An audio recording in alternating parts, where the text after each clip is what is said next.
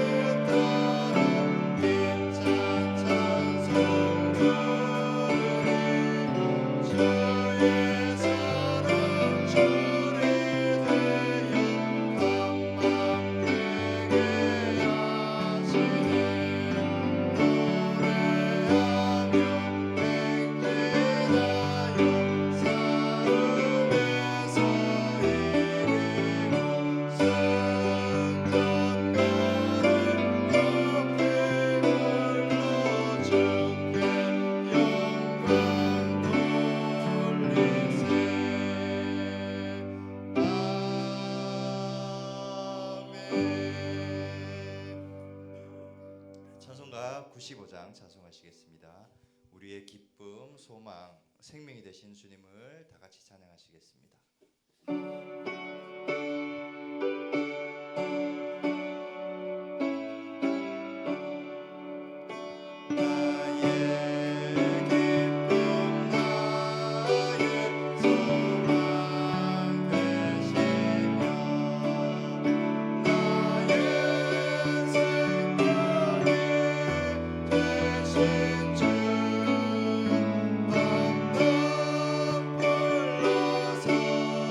찬송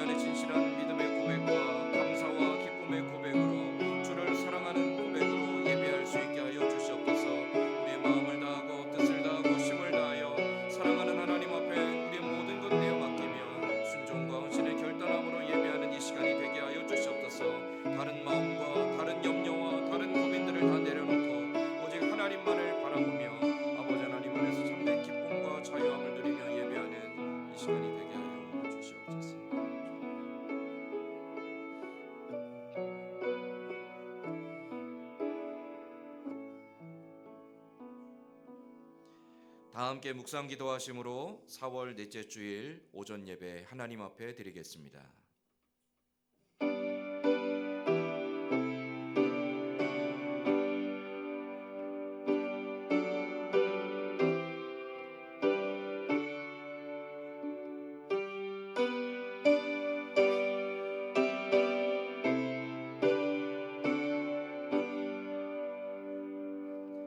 그러나 여호와께서 기다리시나니 이는 너희에게 은혜를 베풀려 하심이요 일어나시리니 이는 너희를 긍휼히 여기려 하심이라.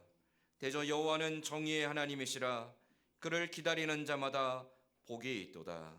하나님은 영이시니 예배하는 자가 영과 진리로 예배할지니라. 아멘. 아버지 하나님, 오늘도 사랑하는 주의 백성들을 부르시고 아버지 앞에 나와 예배하게 하심을 감사드립니다. 하나님을 예배할 수 없을 만큼 부끄럽고 부족하고 완악한 우리들이지만 오늘도 변함없는 사랑하심으로 우리 가운데 역사하시며 사랑하는 우리들을 기쁘게 맞아 주시는 아버지 하나님, 그 하나님을 향해 온 마음과 뜻과 정성 다해 예배하게 하여 주시옵소서. 주를 예배할 때에 우리 안에 다른 마음과 다른 고민들, 다른 생각들을 다 내려놓고 오직 이 자리에 함께 하시는 살아계신 하나님만을 바라며 하나님만을 향해 순전한 사랑의 고백으로 예배하는 이 시간이 되게 하여 주시옵소서. 예배 모든 소를 주께 의탁하오며 예수님의 이름으로 기원하옵나이다. 아멘. 다 함께 자리에 일어나서 찬송가 21장 찬송하겠습니다.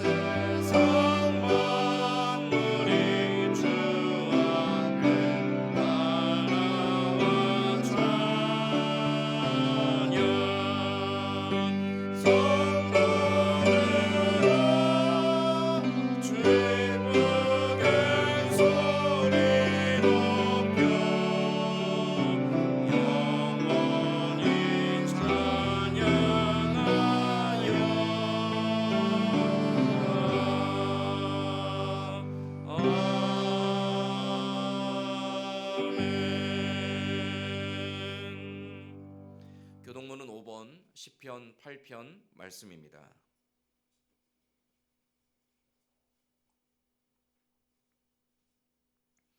교동문 5번 시편 8편 말씀입니다.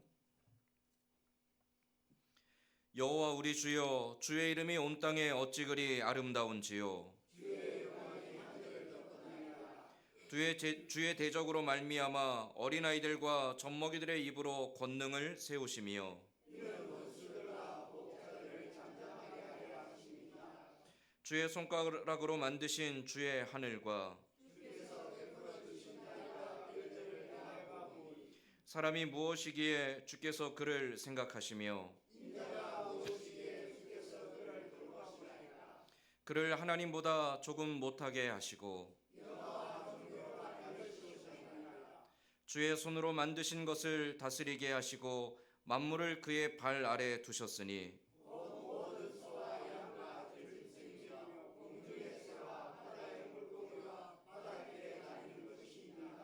여호와 우리 주여, 주의 이름이 온 땅에 어찌 그리 아름다운지요. 아멘.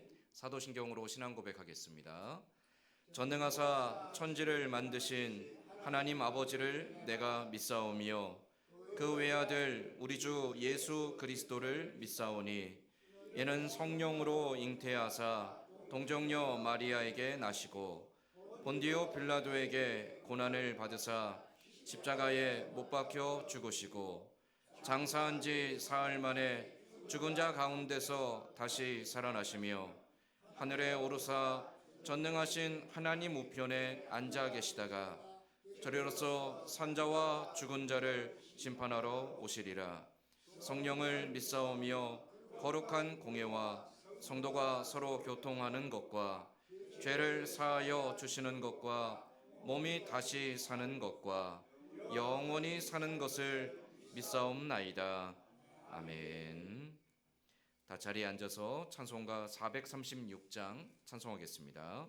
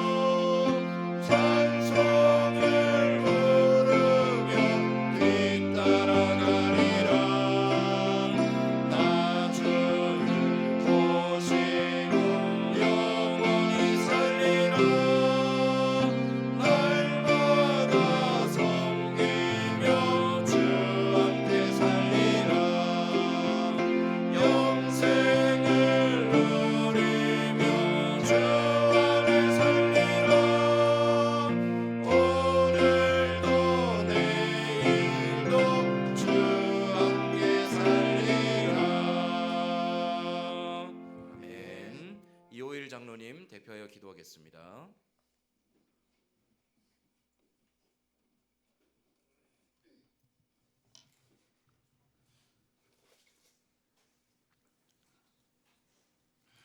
사랑의 하나님 아버지 감사합니다. 천지 만물을 지으시고 저희들을 만드신 하나님 아버지, 너는 내 것이라 내가 너를 지명하여 불렀다 하신 아버지 하나님, 아버지께서 지명하여 불러주셔서 오늘 이렇게 아버지 앞에 나와서 예배드립니다. 나올 수 있도록 한 주간도 지켜주시고 보호하여 주셨다가 아버지 이 자리에 나와 엎드리게 하여 주신 은혜 감사합니다. 전능하신 하나님께서 지정하여 불러주셨고 하나님 자녀 삼아 주셨사오니 하나님 아버지, 하나님께서 주신 그 자긍하는 마음으로 살게 하여 주시옵소서. 세상 것을 바라보며 욕심이 너두어져서 죄를 범하지 말게 하시고 육신의 정욕이나 안목의 정욕이나 이생의 모든 자랑스러운 일들을 아버지 하나님 말씀 앞에 다 꿇어 엎드리게 하시고 우리의 삶이 날마다 하나님 누르며 살아가는 우리의 삶이 성령의 인도하심에 따라 살아가는 삶이 복되게 하시고 아버지 하나님 살아가는 한 주간 삶에서 일어나는 모든 일들을 주님 부르시는 주일날 아침마다 나와서 찬송하며 예배할 때 하나님 모든 것을 이길 수 있는 힘 주시고 생각하게 하셔서 우리의 믿음이 생각에 그치지 아니하고 행동으로 살아갈 수 있도록 힘을 더하여 주시옵소서. 말씀의 능력을 체험하게 하여 주셔서 우리의 육신의 공고함과 우리의 심령의 공고함들을 다 전능하신 하나님 앞에 맡길 때에 우리의 마음에 평강이 넘치기를 원하오니 하나님 아버지, 예배하는 우리의 심령을 붙들어 주셔서 아버지 하나님, 하나님께 찬양하며 살아가는 삶이 즐겁고 기쁨 삶 되도록 아버지 하나님 도와주시옵소서. 예배하는 심령마다 하나님께서 세우신 종을 통하여서 말씀으로 역사하실 때에 그 말씀이 살아서 역사하실 때에 우리의 심령이 다 복종하게 하시고 순종하게 하셔서 우리의 삶이 하나님 말씀에 순종하는 삶 되게 하여 주시옵소서. 아버지 하나님, 오늘도 이 나라에 여러 가지 되어지는 일들을 볼 때에 하나님 아버지 말씀에 아버지여 순종하지 못하는 것이 너무 많이 보입니다. 아버지 하나님, 하나님께서 세우시는 사랑과 공의와 정의가 바로 서게 하시고 아버지 세우신 이 나라를 세워 이끌어가는 사람들 앞에 하나님의 말씀을 두려워하며 섬기는 사람이 이끌어갈 수 있도록 하나님 그 심령 새롭게 하여 주시옵소서. 아버지를 믿는다고 하오나 입술로만 믿게 하는 사람 되지 말게 하시고 심령으로 믿게 하여 주셔서 자복하는 마음으로 이 나라를 바로 세워갈 수 있도록 성령께서 도와주시옵소서.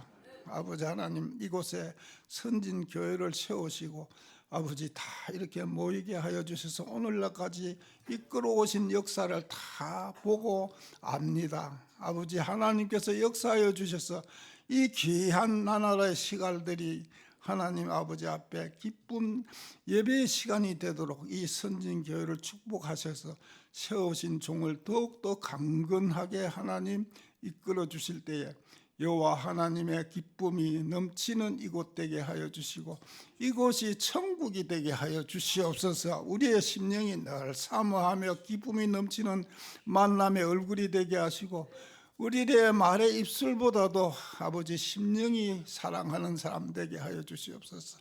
우리들 성도들 만날 때마다 입술로 말하는 것이 아니라 마음으로 말하는 이 교회가 되기를 원하오니 이 교회에 만나며 서로 보는 마음의 눈길이 참으로 하나님의 사랑이 보이게 하여 주시고 느끼게 하여 주시고 참으로 입술로만 하나님 감사합니다, 기쁩니다, 아버지 하나님 하지 않게 하시고 마음으로 기쁨을 나타내게 하여 주시옵소서. 아버지 하나님, 저희들이 행하고자 하는 돕는 선교사님 5분과 아버지 하나님 돕는 교회 2교회 위에 어려운 모든 것들 알지 못하오나 하나님의 말씀을 사역을 들고 나갈 때에 아버지의 전도의 복음의 지역이 넓어질 때에 하나님 아버지 그곳에서 이끌어 나가는 선교사님의 발걸음들을 힘주시고 아버지 그 가정과 그 사역하는 모든 일에 아버지 하는 걸림돌이 없도록 다 지하여 주셔서 열심히 하나님의 일을 행할 때 기쁨의 소식들이 오가도록 아버지 도와주시옵시고 아버지 미자립 교회로 살아 하나님 섬기는 주의 목사님들의 어려운 여건들을 아버지 살펴주셔서 아버지 하나님 기쁨으로 행하게 하여 주시옵소서. 특별히 아버지 탐리교회에 아버지 사모님이 병들어 아버지 육신의 연약함을 아버지 하나님 치료하고자 합니다. 또 없는 손길 위에 능력으로 함께 하셔서 좋은 소식 오갈 수 있도록 도와주시옵소서. 아버지 우리 이 교회 재단 위에 세우신 종을 붙들어 주시고 강건케 하여 주셔서 능력의 종으로 아버지 말씀의 전파되는 이곳 되게 하여 주시옵시고 한 번 발걸음으로 아버지 이곳을 찾는 자들의 마음이 하나님의 은혜와 감사가 넘치는 이곳 되게 하여 주시옵기를 간절히 원하옵고 예수님 이름으로 기도하옵나이다. 아멘.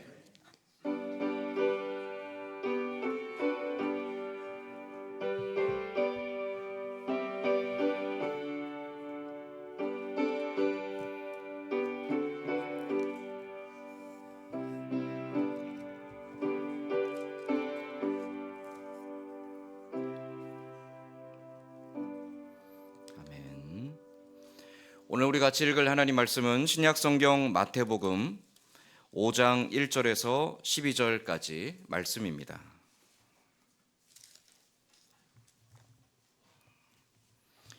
신약성경 마태복음 5장 1절에서 12절까지 말씀입니다.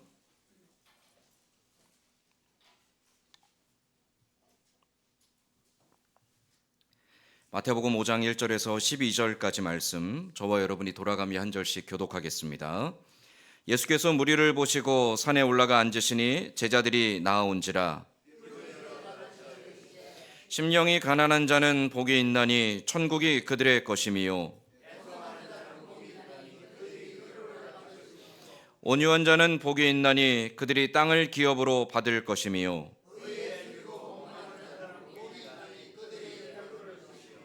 긍휼히 여기는 자는 복이 있나니 그들이 긍휼히 여김을 받을 것임이요 화평하게 하는 자는 복이 있나니 그들이 하나님의 아들이라 일컬음을 받을 것임이요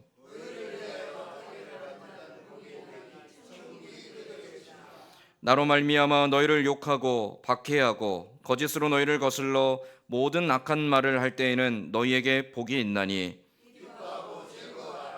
하늘에서 너희의 상이 큼이라. 너희 전에 있던 선지자들도 이같이 박해하였느니라.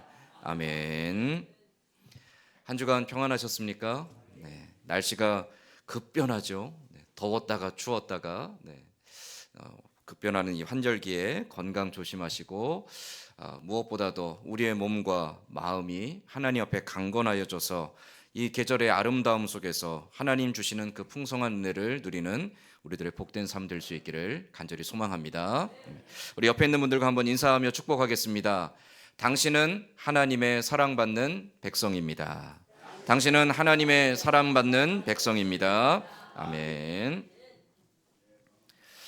시골 교회에 있다 보면 누군가가 도와주겠다고 하시는 분들이 참 많으세요. 제가 이제 우리 교회 오기 전에도 울산에 있을 때도 시골 교회 우리 교회 같은 이런 분위기의 시골이었거든요. 한 13년 있었고 우리 교회 와서 또 벌써 횟수로 3년째입니다. 만으로 이제 2년이 다 돼가고요. 한 15년 정도 시골 교회 사역하다 보니까 이제 도움을 주겠다고 하시는 분들이 참 많으세요. 어떤 분들은 혹시 재정적으로 어렵지 않으십니까? 제가 후원하겠습니다 하시는 분들도 있고요. 어떤 분들은 기도해 주겠다고 하시는 분들도 있고요. 근데 재정적인 후원은 사실은 제가 안 받습니다. 안 받는 이유가 뭐 여러 가지가 있겠는데 그 중에 하나가 기분이 나빠서 안 받습니다. 나는 교회에서 내 생활을 책임져 주고 있고 내가 충분히 살 수 있게 교회가 해주고 있는데 죄송합니다. 당신들이 뭔데 나를 도와준다 만다 하는 거지? 좀 이제 그런 마음이 있기도 하고요. 오히려 제가 이제 다른 교회 가서 설교를 하거나 할 때 작은 교회 가면 제가 오히려 헌금을 하고 옵니다. 사례 받은 거 다 주고 오거든요. 큰 교회 가면 다 받습니다. 작은 교회는 저보다 더 어려운 목회 현장에 계신 분들이나 그런 이제 전도회가 사례를 주시면 오히려 제가 헌금하고 오거든요. 근데 도움을 준다? 굉장히 기분이 좀 안 좋습니다. 자존심이 상합니다. 그래서 안 받으려고 합니다. 근데 한 번은요, 우리 교회 말고 이제 울산에 있을 때인데요. 한 번은 토요일 오후에 이제 열심히 교회 청소를 하고 있는데 남자 세 분이 양복을 딱 차려입고 고급 세단을 딱 타고 교회 마당에 싹 들어오시더라고요. 큰 세단, 대형 세단이었습니다. 딱 이제 보기만 해도 약간 위축되는 그런 차를 딱 타고 교회 마당에 딱 오시더니 세 분이 딱 내리셨어요. 그러더니 제가 이제 그날 이제 여름이라 반바지에 반팔티 입고 슬리퍼 신고 우리 열심히 청소하고 있었거든요. 오시더니 뭐 교회가 뭐 어떻고 얘기하시더라고요. 그러더니 목사님 안 계십니까? 그러시더라고요. 제가 담임 목사입니다. 그랬더니 되게 놀라시면서 갑자기 태도가 바뀌면서 저한테 그 얘기하시더라고요. 저는 이제 시내 어느 교회에 중보기도팀입니다. 그 얘기하시더라고요. 그래서 예, 그러세요. 그랬더니 우리 교회 중보기도팀이 이번에 이제 훈련을 하는데 훈련 맨 마지막이 시골의 어려운 교회들 찾아가서 기도해주고 기도로 이제 끈을 묶는 것이 우리의 마지막 숙제입니다. 그래서 기도해드리러 왔습니다. 그러시는 거예요. 되게 좋은 일인데 되게 기분이 나쁘더라고요. 왜 기분이 나빴을까요? 여러분, 기도를 왜 하는 거죠? 우리 흔히 중보기도라고 말하죠. 중보기도라는 말은 잘못된 말입니다. 왜냐하면 오직 우리의 유일한 중보자는 예수 그리스도밖에 없습니다. 그래서 성경에는 중보기도를 하지 않고 도고의 기도라고 표현합니다. 도고의 기도는 마음을 같이 해서 함께 기도한다라는 뜻이에요. 도고의 기도, 나를 위해 중보해 주러 왔대요. 근데 그 중보기도라는 그 말의 뉘앙스가 내가 여러분을 위해서, 내가 당신을 위해서, 당신의 교회를 위해서 기도하겠습니다라는 말의 의미가 어떻게 받아들여졌냐면, 우리는 크고 굉장히 큰 교회였거든요. 한 2,000명 모이는 큰 교회인데, 큰 교회에서 훈련도 잘 받고 이 교회에서 직분도 받은 사람들인데, 우리 큰 교회가 시골에 아주 어렵고 불쌍한 교회를 도와주겠다, 이제 그런 뉘앙스로 기도해 주러 왔습니다 하시더라고요. 그러더니 열심히 청소하고 있는 저를 붙잡고 그 세 분의 남성이 저를 딱 가운데 놓고 막 붙잡고 막 위에서 한참 기도하시더라고요. 그러고 그냥 가셨습니다. 가고 났는데도 얼마나 마음이 찜찜하고 불쾌하든지, 속된 말로 왜 이렇게 기독교인들이 무례한가 싶은 마음이 좀 들더라고요. 우리가 흔히 누군가를 도와준다, 누군가에게 무언가를 베풀어 준다라고 말할 때 우리 도움받는 사람의 입장에서 굉장히 기분이 불쾌합니다. 왜 불쾌할까요? 도움받는 게 굉장히 수치스럽게 느껴지기도 하고요. 도움받는 것이 되게 꺼려지기도 하고요. 누군가가 도움을 준다고 하면 굉장히 자존심이 상합니다. 왜 그러냐면, 입장을 바꿔놓고 생각해 보면 우리가 누군가에게 도움을 준다, 누군가를 위해서 기도해 준다라고 할 때 어떤 입장에서 하죠? 나는 가졌고, 나는 이미 이루었고, 나는 당신보다 더 크고, 나는 당신보다 더 강하고, 나는 당신보다 더 믿음이 좋은 사람인데, 나보다 믿음도 연약하고, 나보다 가진 것도 없고, 나보다 불쌍하고 처량한 당신에게 내가 베풀어 주겠습니다 라는 관점으로 접근을 하니까 받는 사람의 입장이 어떻죠? 불쾌합니다. 받으면서도 수치감을 느끼게 됩니다. 받으면서도 자존심이 상하는 거죠. 조금 곁길로 빠졌는데요. 복지라는 게 좀 그래요. 현대사회는 어느 나라나 다 복지를 강조하는데, 복지라는 것이 우리가 생각하기에 없는 사람들에게 퍼주는 거잖아요. 그런 식으로 접근하면 복지는 결코 사람들을 행복하게 해주지 못합니다. 복지의 목적은 사람이 사람답게 살 수 있게 해주는 거거든요. 이 사람이 한 사람의 인간으로서, 존엄한 존재로서 가치를 느낄 수 있게 해주는 거거든요. 이 사람이 불쌍하고 가난하고 병들었고 가진 것이 없기 때문에 많이 가진 사람이 도와주고 베풀어 주는 게 아니라는 거죠. 그런데 일반 복지라는 개념도 그렇고요. 교회에서도 그런 개념으로 우리가 베풀림에 대해서 생각할 때가 많이 있죠. 교회가 선교사님을 후원하거나 또 교회들을 돕기도 합니다. 그런데요, 제가 늘 표현하죠. 우리가 다른 교회를 돕는 것을 돕는다라고 표현하기보다도 우리는 협력한다라는 표현을 씁니다. 동역한다라는 거죠. 돕는다라는 개념 속에는 어떤 뉘앙스가 담겨져 있냐면 그 교회가 너무너무 가난하고 어려워서 우리가 더 많이 가지고 있으니까 그들에게 좀 베풀어 주겠습니다. 항상 강자의 입장이거든요. 강자의 입장에서 약자에게 베풀어 주는 것은 진정한 도움이 아니라 속된 말로 우리가 흔히 하는 말로 적선입니다. 그것은 진정한 의미의 나눔도 아니고 도움도 될 수가 없다라는 거죠. 그럼 하나님은 어떻게 하기를 원하실까요? 성경에서 끊임없이 견지하고 있는 하나님이 하나님 백성들에게 요구하시는 태도는 강자와 약자의 개념으로 접근하지 않습니다. 동등함의 개념으로 접근합니다. 한 사람과 한 사람, 특별히 하나님 안에서 모든 사람들이 형제요 자매로서 하나님 앞에 동등한 사람들이라는 거예요. 그 동등한 사람들이 아파할 때 그를 위해서 내가 더 많이 섬겨주고 희생해주고 헌신해주는 개념으로 성경은 항상 가르쳐준다라는 거죠.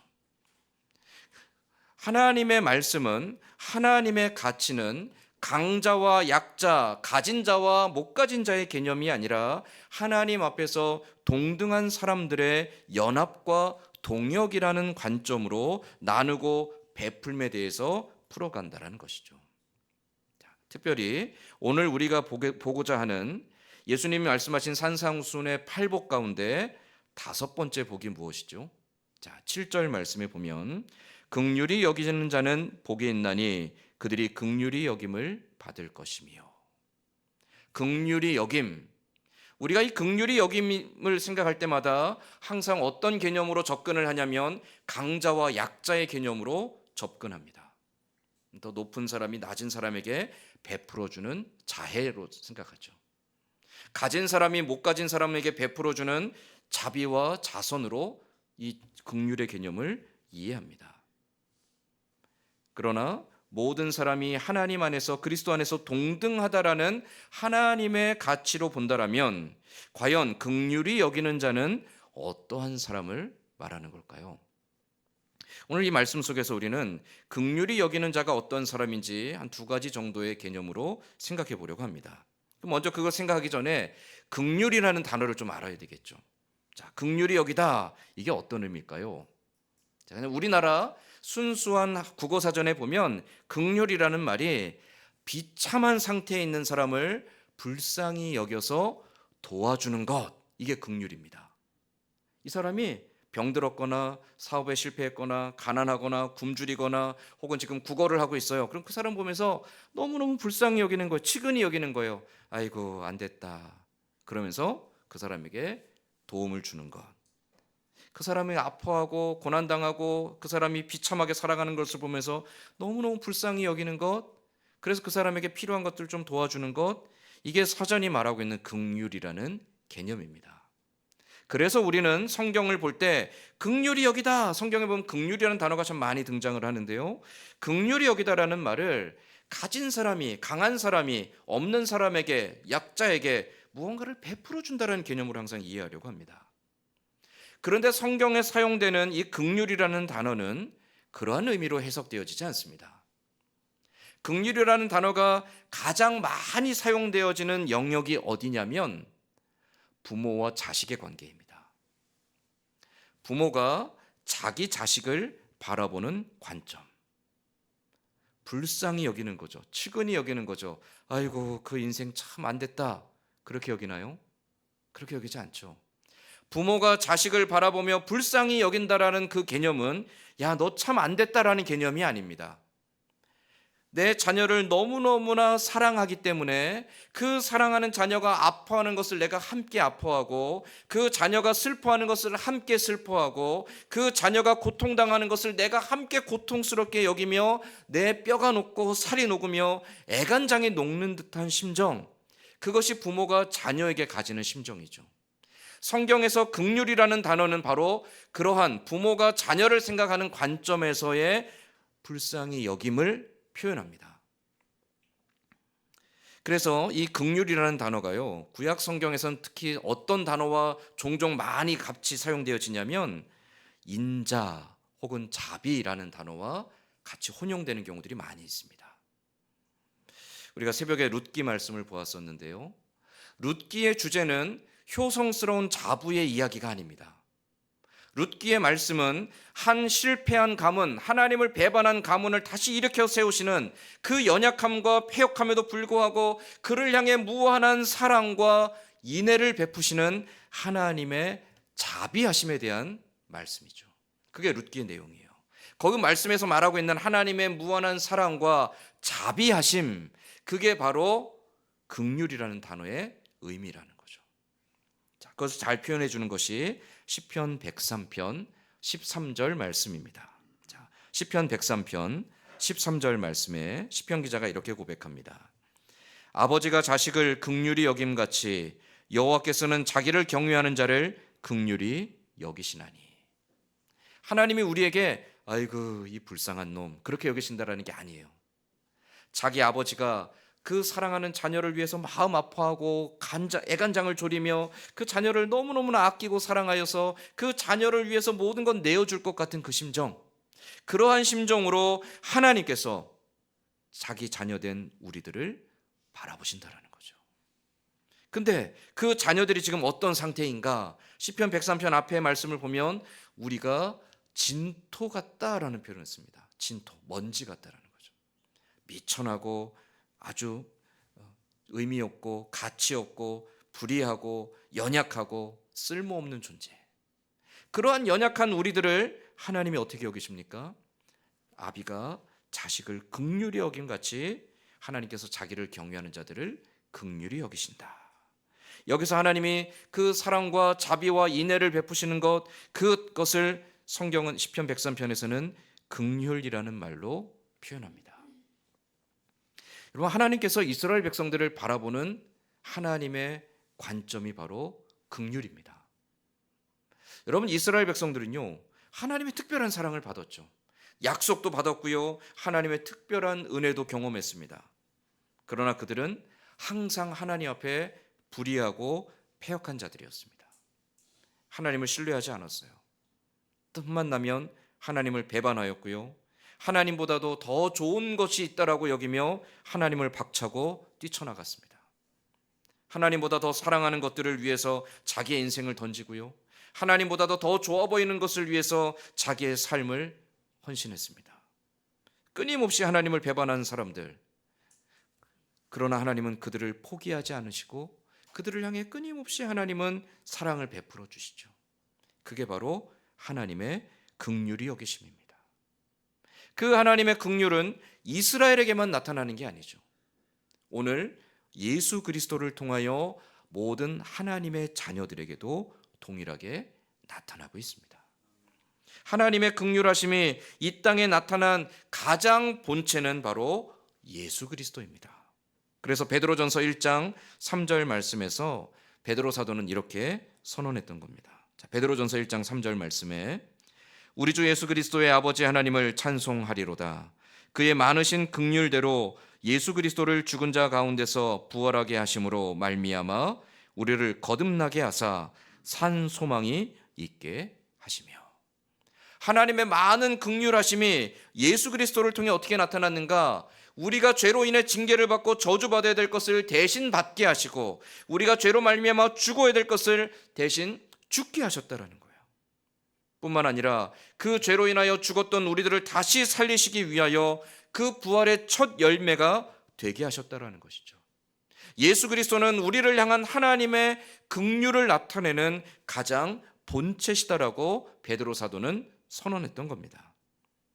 성경이 말하는 긍휼, 그것은 바로 자기 백성을 사랑하시되 끝까지 사랑하시며 자기 백성을 위하여 모든 걸 아끼지 않고 내어주시며 자기 백성들이 하나님 앞에 다시금 돌아와 온전케 되기를 기다리시며 인내하시는 하나님의 자비와 하나님의 인내하심을 나타내는 표현, 그게 바로 긍휼이라는 단어의 의미라는 거죠. 자, 그럼 다시 마태복음 5장으로 돌아와서 긍휼히 여기는 사람은 어떤 사람이겠습니까? 자, 첫째, 긍휼히 여기는 사람은 하나님의 사랑하심으로 형제와 이웃을 사랑하는 사람입니다. 긍휼의 가장 중요한 전제는 하나님께 내가 먼저 사랑을 받았다라는 데 있습니다. 왜 우리가 굳이 내 것을 포기하고 내가 더 희생하고 내가 더 어리석게 때로는 이용당할 수도 있는데 왜 내가 더 먼저 긍휼을 베푸는 사람이 되어야 됩니까? 그 이유는 하나라는 거죠. 하나님께서 먼저 우리에게 베풀어 주셨기 때문이라는 거죠. 내가 먼저 받았기 때문에 그 은혜를 받은 자, 그 사랑을 받은 자로서 하나님께서 사랑을 받은 자들에게 당연히 요구하시는 바가 내가 너에게 베풀어 준 대로 너도 사람들에게 베풀라라고 말씀하셨기 때문이라는 거예요. 우리는 하나님께 받은 그 사랑에 대하여 감사합니다. 그래서 우리는 하나님 앞에 늘 은혜에 감사하고 은혜를 베푸신 하나님 앞에 찬송하죠. 그럼 어떻게 감사해야 됩니까? 어떻게 찬송해야 됩니까? 하나님 받으신 은혜와 하나님께 주신 그 은혜와 하나님께 받은 그 사랑에 대한 우리의 감사의 고백이자 찬양의 방법은 하나님을 사랑하듯 형제와 이웃을 사랑하는 것입니다. 또 바꿔 말하면 형제와 이웃을 향해 그리스도 안에서 긍휼을 베푸는 것입니다. 그게 믿음의 사람들, 사랑을 받은 사람들이 표현해야 될 사랑의 방식이고 감사의 고백이 되어야 된다는 거죠. 마태복음 18장 21절과 22절 말씀에 보면 우리 너무 잘 아는 말씀이에요. 예수님께서 말씀들을 가르치실 때 용서에 대해서 가르치세요.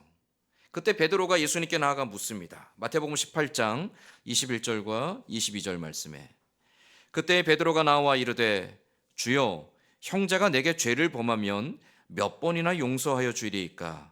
7번까지 하오리까? 예수께서 이르시되 내게 이르노니 7번뿐 아니라 7번을 70번까지라도 할지니라. 유대인들의 관습에서 7이라는 숫자는요 완전함을 의미해요. 그래서 7번 했다라고 하는 것은요 내가 하나님 앞에 할 수 있는 최선을 다해서 모든 걸 다 했다라는 표현이기도 합니다.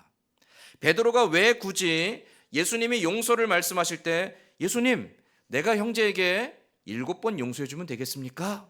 왜 그렇게 물었냐면 이게 유대인들의 습관인데요, 내가 다른 사람들이 잘못한 게 있으면 7번까지 참아야 됩니다. 그러면 하나님 앞에 해야 될 도리를 다 한 것으로 여겼습니다.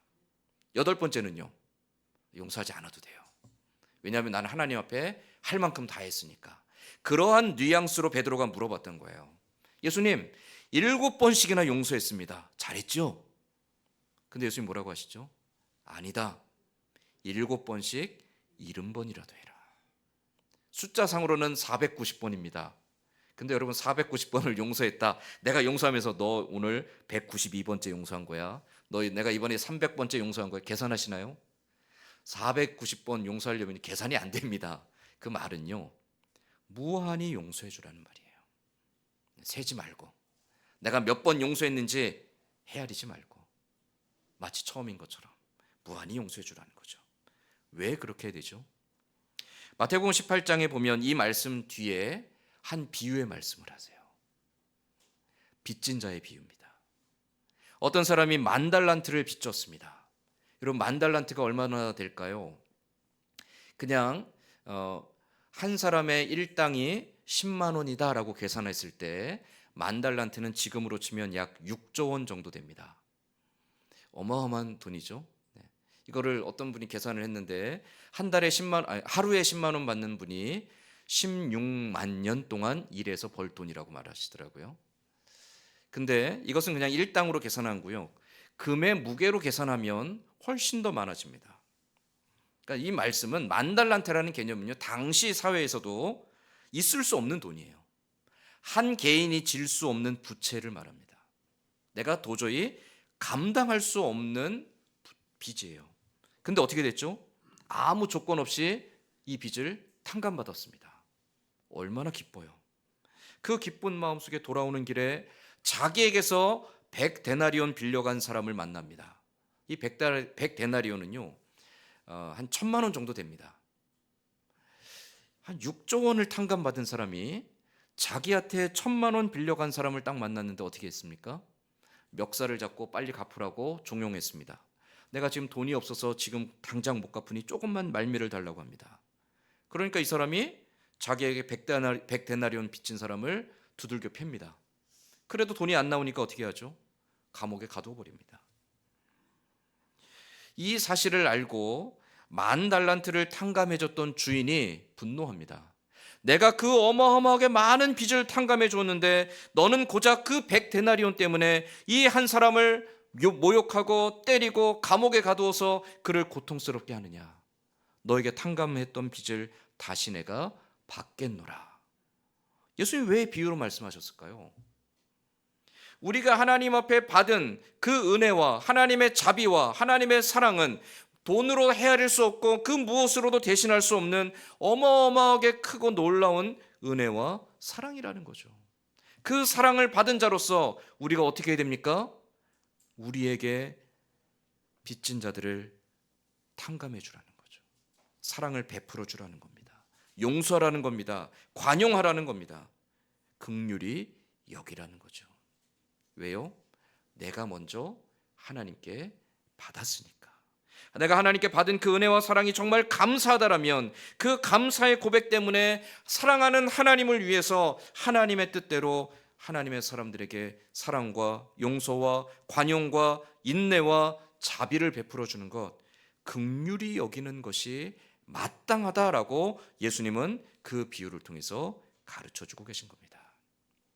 긍휼히 여기는 사람은 어떤 사람입니까? 하나님께 받은 사랑이 너무나 크고 감사하기 때문에 나도 다른 사람을 향해서 자비와 용서를 또 긍휼을 베푸는 사람이 되는 것입니다. 자, 두 번째로 긍휼히 여기는 사람은 어떤 사람일까요? 자, 긍휼히 여기는 사람은 사랑하는 마음이 있기 때문에 온 힘을 다해 섬김을 실천하는 사람입니다. 우리가 보통 사랑을 말할 때 감정을 이야기해요. 내 안에 뜨거운 감정, 그 사람을 보면 막 호감이 생기고 그 사람에게 좋은 것 해주고 싶고 그 사람에게 내가 무언가 함께하면서 더 많은 것들을 누리고 싶고 그 사람과 함께 공유하고 싶고 내 마음속에 막 기쁨이 넘치고 막 뜨겁게 차오르고 우린 그걸 사랑이라고 이해합니다. 그러나 성경은 그것을 사랑이라고 말하지 않는다고 그랬죠. 감정은 항상 뒤에 쫓아옵니다.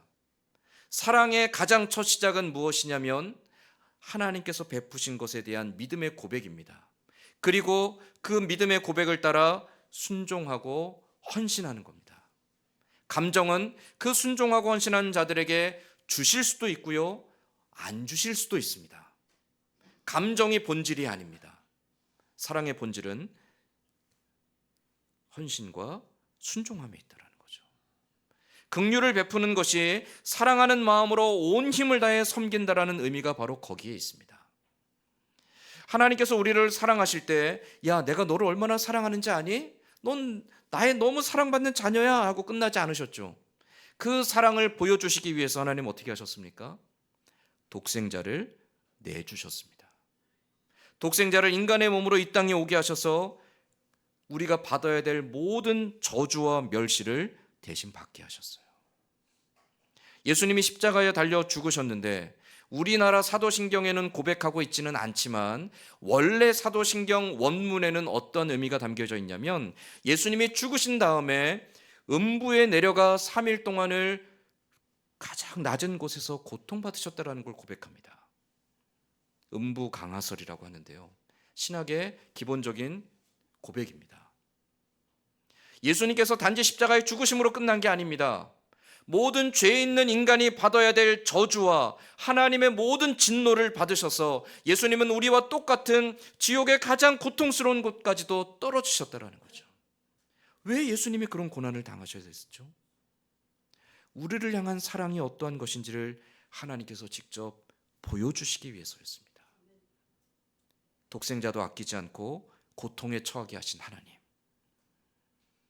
그 사랑하심을 위해서 모든 것 아끼지 않고 내어주신 그 하나님께서 하나님의 사람들에게 요구하시는 바가 무엇입니까?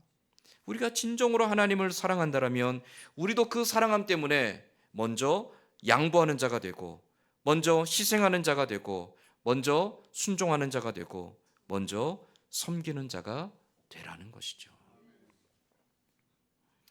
근데 우리는 어떻죠? 당연히 대접받고 싶어요. 그거 당연한 심정이죠.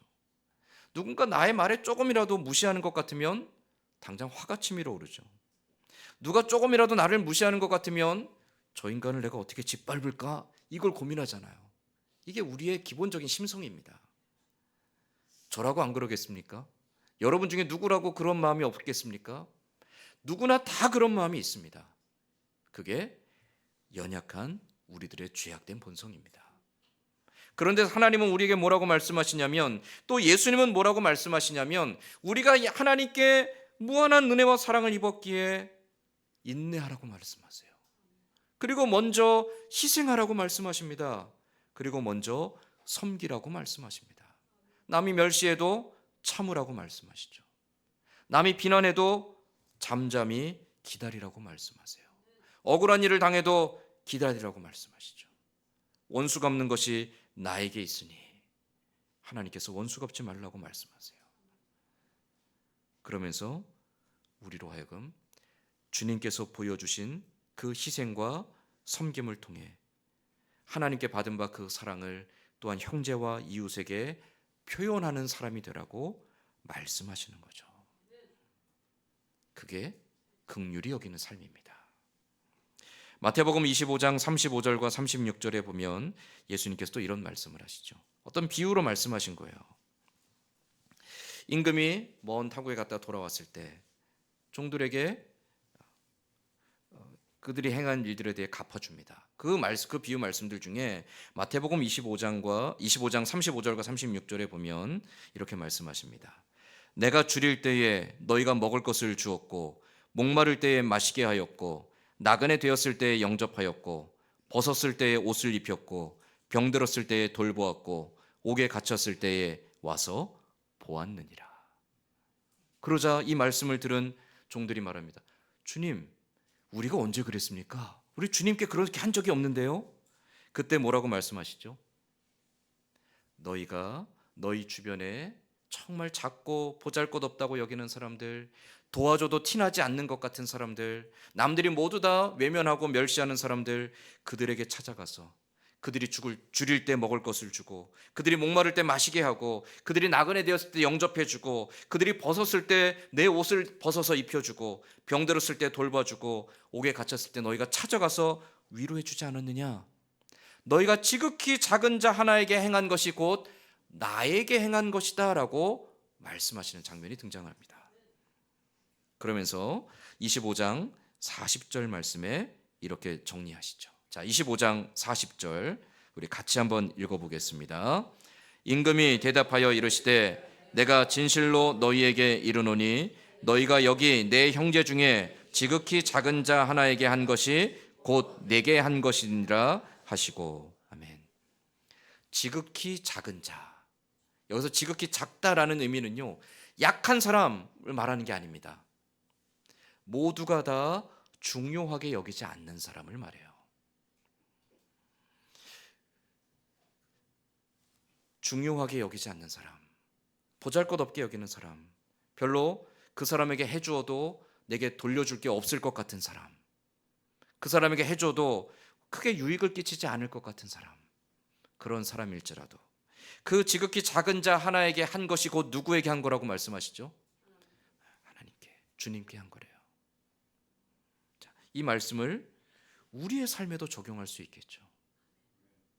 여러분이 살아가면서 누군가에게 내뱉은 한마디, 여러분이 살아가면서 누군가에게 베풀어준 그 작은 것 하나가 누구에게 한 것입니까? 하나님께 한 거라는 거죠. 그럼 우리 어떻게 해야 되겠죠? 두렵죠? 떨립니다. 함부로 할 수가 없습니다. 우리가 누군가에게 내뱉은 그 말 한마디가 주님이 들으시고 주님이 그 말을 받으셨다라면 우리가 함부로 말할 수가 없겠죠. 그래서 시편 기자가 고백했던 겁니다. 내 입술의 모든 말과 내 마음의 묵상이 주께 연락되기를 원하나이다. 여러분 마음속에 있는 모든 생각들, 여러분이 살아가면서 했던 그 모든 말들을 주님이 하나하나 기억하고 빠짐없이 새기고 계신다라고 생각하면 우리가 말하는데 되게 조심스럽겠죠. 행동하는데 조심스럽겠죠. 함부로 말할 수 없고 함부로 행동할 수 없겠죠. 긍휼히 여긴다라는 게 바로 그것입니다. 하나님을 너무너무나 사랑하기 때문에, 하나님께 받은 사랑이 너무나 감사하기 때문에 내가 받은 바 그 은혜와 사랑을 내 형제와 이웃에게 나누는 겁니다. 그들이 불쌍하고 처량하고 그들이 안 됐기 때문이 아니라 너무너무나 사랑하는 마음으로 그들에게 기꺼이 사랑과 관용을 베풀어주고 그들에게 기꺼이 사랑을 위해서 수고해 주는 겁니다. 그들이 아파할 때 위로해 주고요, 그들이 힘들어할 때 옆에서 격려해 주고요, 그들이 정말 잘못된 길로 갈 때 그를 위해서 눈물을 흘리며 기도해 주는 것이고요, 긍휼히 베풀어 준다라는 것이 바로 그러한 것이라는 거죠. 에베소서 4장 32절 말씀도 우리 같이 한번 읽어보겠습니다. 에베소 4장 32절 말씀 같이 읽겠습니다. 서로 인자하게 하며 불쌍히 여기며 서로 용서하기를 하나님이 그리스도 안에서 너희를 용서하심과 같이 하라. 아멘. 이 말씀이 바로 긍휼입니다. 어디서 이 일을 해야 됩니까? 교회에서 해야 되고요, 우리의 삶에서 해야 되고요, 가정에서 해야 되고요, 직장에서 해야 되는 겁니다. 내가 기도할 때만 하는 게 아닙니다. 내가 예배할 때만 하는 게 아닙니다. 여러분 가정에서 내 자녀들에게 하는 말들, 우리 가족들에게 하는 말들, 내가 하는 행동들, 내가 직장에서 하는 모든 말과 행실들, 내가 교회 안에서 하는 말과 행실들, 내가 살아가면서 모든 행하는 말과 행실들이 인자하고 불쌍히 여기며 서로 용서하기를 하나님이 그리스도 안에서 너희를 용서하심과 같이 하라는 것이죠. 긍휼히 여기는 삶을 살아가는 거죠. 긍휼히 여기는 사람은 그 긍휼을 몸소 행함을 통해 실천하는 사람이다라는 것을 성경은 우리에게 가르쳐주고 있습니다. 자, 마태복음 5장에 긍휼히 여기는 자는 복이 있나니. 여러분, 긍휼히 여기는 삶은요, 세상의 이치와는 좀 다릅니다. 세상에서는 어떻죠? 세야 돼요. 세기 위해서 다른 사람들에게 조금 때로는요, 험한 말도 할 줄 알아야 되고요, 세상에서 조금 더 거짓말도 할 수 있어야 되고요, 다른 사람들에게 때로는요, 내가 권위로 사람들을 좀 눌러야 될 때도 있고요, 내가 사람들에게 약 보이지 않으려고, 내가 약해 보이지 않으려고 일부러 허세를 부려야 될 때도 있고요, 남들에게 대접받기를 항상 신경 써야 되고요, 나를 대접하지 않고 무시하고 멸시하는 사람들을 내가 철저히 응징해야 될 필요도 있고요. 그게 세상의 이치라면, 그러나 오늘 예수님께서 하나님의 자녀된 우리들에게 말씀하시는 삶의 이치는 무엇입니까? 먼저 긍휼을 베푸는 사람이 되라는 것입니다. 세상의 이치와는 다릅니다. 세상에서는 손해볼 수 있습니다. 이용당할 수도 있습니다. 세상에서는 약해 빠졌다라고 조롱당할 수도 있습니다. 세상에서는요, 뒤처질 수도 있습니다. 그러나 그건 우리에게 중요한 가치가 아닙니다. 예수 그리스도 안에서 하나님의 자녀된 우리들에게 중요한 가치는 하나님의 자녀로 살아가는 것입니다. 하나님의 자녀로 어떻게 살아가야 됩니까? 예수님이 산상수훈을 통해 하나님의 자녀가 어떻게 살아가야 되는지를 가르쳐주고 계신 거죠. 그 가운데서도 산상수훈의 시작인 이 팔복, 이 말씀을 통해서 하나님의 자녀는 세상이 어떠하게 돌아가더라도 이러한 삶을 살아야 된다라고 말씀하고 있습니다. 긍휼을 베푸는 삶을 살으라고 우리에게 말씀하시죠. 그러면 어떻게 됩니까? 주님, 참 주님 세상을 모르십니다. 주님, 세상에서 그렇게 살다가는 아무것도 안 됩니다. 근데 주님 뭐라고 말씀하시죠? 아니다. 긍휼히 여기는 자가 아버지께 긍휼히 여김을 받을 것이다. 예수님 그렇게 말씀하고 있습니다. 여러분은 긍휼히 여기는 삶을 살아가고 계십니까? 하나님이 나에게 베푸신 은혜와 사랑에 감사하는 자로 살아가고 있습니까? 그 은혜와 사랑에 감사하기 때문에 내가 먼저 헌신하고 섬기는 자로, 희생하는 자로, 순종하는 자로, 남들에게 낮아지는 자로 살아가고 있습니까? 그리스도 안에서 긍휼히 여기는 자로 살아가는 저와 여러분이 되기를 간절히 소망합니다. 그래서 이 긍휼히 여김을 통하여서 하나님께 받은 바 그 은혜와 사랑에 감사의 고백이 우리 안에 늘 넘쳐나는 삶, 긍휼히 여김을 통하여서 하나님이 긍휼히 여기심을 날마다 더욱더 풍요롭게 누리는 삶, 이 복된 믿음의 삶을 살아가는 저와 여러분 될 수 있기를 주님의 이름으로 간절히 소망합니다. 기도하겠습니다. 하나님, 세상 사람들이 무엇을 옳다 여기고 어떻게 살아야 된다라고 말하든 하나님의 자녀가 되었사오니 우리는 하나님의 뜻 앞에 귀를 기울이고 하나님이 요구하시는 바 하나님 백성의 합당한 삶으로 응답하며 열매 맺어가게 하여 주시옵소서. 특별히 우리가 하나님께 크신 은혜와 사랑을 입었기에 그 긍휼히 여기심을 받았기에 또한 우리도 그 사랑으로 형제와 이웃을 긍휼히 여기며 살아가는 믿음의 삶 살게 하여 주시옵소서. 긍휼히 여기기에 먼저 희생하고 먼저 순종하고 먼저 섬기는 자가 되게 하시며 먼저 용서하고 먼저 자비와 관용을 베풀며 사랑의 수고를 아끼지 않은 삶으로 살아가게 하여 주시옵소서. 이와 같이 긍휼을 베푸는 자들에게 하나님께서 더한 긍휼을 베푸시며 더한 사랑을 나타내 주실 줄 믿습니다. 하나님 백성된 삶의 아름다운 열매들만 맺어가는 우리들의 귀하고 복된 삶이 되기를 간절히 기대하고 소망하며 예수님의 이름으로 기도드리옵나이다. 아멘. 우리 함께 찬송가 455장 찬송하며 준비한 헌금 하나님께 봉헌하겠습니다.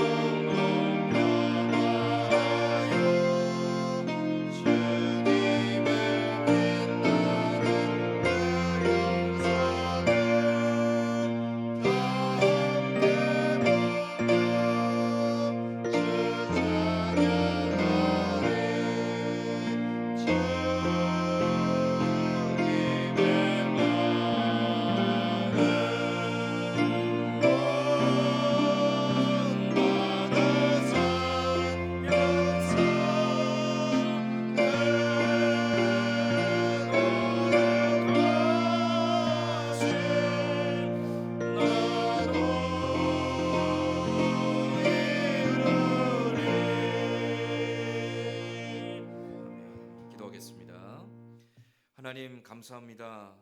주께서 우리의 삶의 형편을 아시고 때를 따라 더 좋은 것으로 우리의 삶을 채우시고 만족해 하시니 감사합니다. 하나님, 내 힘으로 내 노력으로 얻은 것 같지만 하나님 주지 아니하셨다라면 단 하나도 내 것이 아니었음을 기억하게 하시고 그 은혜와 사랑에 감사함으로 주님 앞에 나와 예물 드리게 하심을 또한 감사드립니다. 이 믿음의 고백을 따라 드려지는 예물들이 주의 나라와 주의 몸된 교회와 주의 영광을 위해 귀하게 사용되어질 수 있도록 쓰이는 곳마다 선한 양심과 선한 지혜 가운데 인도하여 주시옵소서. 드린 손길들 또한 드리고 싶지만 더 드리지 못한 손길까지 기억하시며 그 손과 가정과 생업의 터전 위에 날마다 함께 하시는 하나님, 위로하시고 돌보시는 하나님으로 인하여 감사와 기쁨의 찬송이 늘 넘쳐나는 복된 삶 되게 하여 주시옵소서. 감사드리며 예수님의 이름으로 기도드리옵나이다. 아멘. 기도하겠습니다.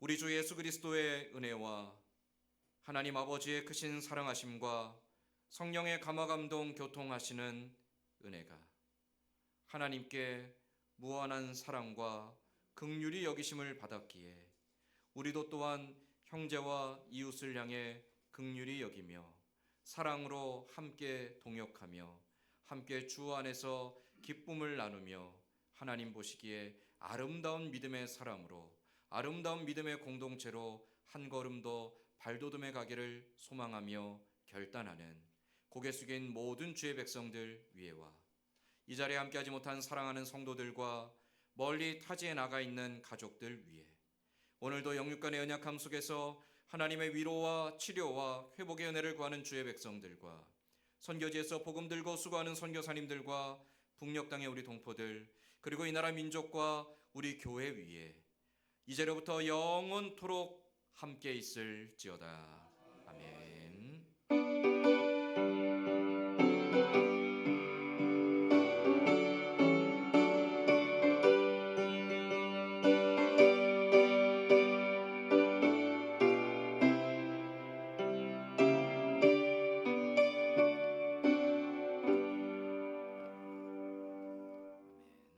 장로님 나와서 교회 소식 전하겠습니다. 교회 소식 전해드리겠습니다. 다음 주일은 가족 주일입니다. 가정의 달 5월을 맞이하며 믿음 안에서 강건한 가정이 되기를 소망하며 감사와 기쁨으로 예배할 수 있기를 바랍니다. 오후 찬양 예배 성경 공부 교재인 소요리 문답서를 배부하고 있습니다. 예배당 입구에 비치되어 있습니다. 한 부씩 가져가시기 바랍니다. 다음 주일부터 오후 찬양 예배 시간에 사용할 교재이니 다음 주일에 꼭 챙겨오시기 바랍니다. 이번 주 청소 봉사는 양손조입니다. 박순자 집사님, 임성 권사님, 정정자 권사님께서 수고해 주시겠습니다. 영육간에 연약하신 성도님들과 또 연로하신 성도님들을 위해서 또 나라와 민족을 위해서 또 선교사님과 협력계를 위해서 기도해 주시기 바랍니다. 감사합니다. 우리 이제 다 함께 자리에 일어나서 찬송가 620장 1절 찬송하며 오전 예배 모든 수를 마치겠습니다. 우리 함께 주 안에서 지어져갈 공동체 지체들을 향해서 축복하며 함께 찬양하겠습니다. 여기에 모인 우리